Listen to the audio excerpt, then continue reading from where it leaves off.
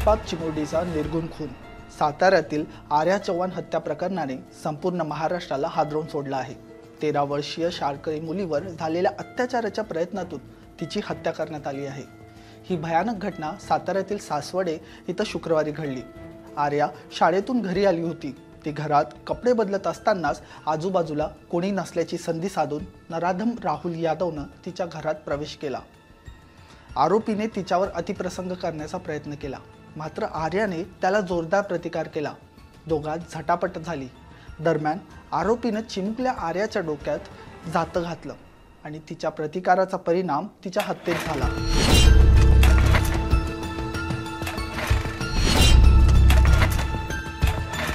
आर्याच्या डोक्याला गंभीर दुखापत झाली होती आणि घरात ती रक्ताच्या थारोड्यात निपचित पडल्याचं तिच्या भावाने पाहिल्यावर ही घटना उघडकीस आली।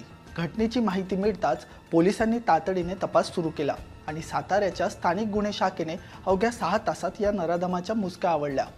अटक करण्यात आलेला आरोपी राहुल यादव हा गावातच लपून बसला होता।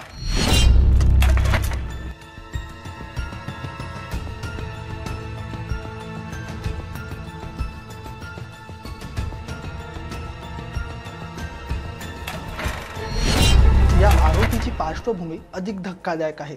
माहितीनुसार राहुल यादव हा आधीच एका अल्पवयीन मुलीच्या खुनाच्या गुन्ह्यात सामील होता। एका गुन्ह्यात सामील असलेल्या आरोपीने पुन्हा एकदा असं क्रूर कृत्य केल्यामुळे पोलिसांच्या पूर्वीच्या कारवाईवर मोठं प्रश्नचिन्ह निर्माण झालंय। या घटनेमुळे सासपडे गाव आणि संपूर्ण साताऱ्यात संतापाची लाट उसळली आहे।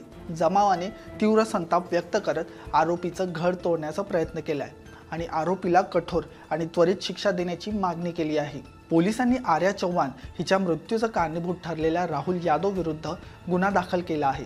या प्रकरणाचा तपास जलद गतीने करून आरोपीला लवकरात लवकर शिक्षा होईल यासाठी प्रयत्न करण्याची मागणी आता जोर धरू लागली आहे। त्याला पण नासा टिचून मारायचा। फाशी देण्यापेक्षा त्याला उभ्या गावात चौकात भर चौकात राखेल होतून काडी लावून त्याला गावच्या ताब्याच्या मला त्या पोरगीची ताकद आली आहे सगळी। मी पेटवते त्याला। माझी पोरगी जरी गेली असती तर माझ्या शरीरात त्या पोरगीचा आत्मा आहे। पोरगी शरीराने गेली असती तर मन तिचं माझ्यापाशी आहे। ते सगळं मी करते। कुठं होता मला जा म्हणले रानात टाटा गेला। तिला सगळा आत्मा माझ्याच आलाय। मला काय खाया नको पिया नको माझी सगळी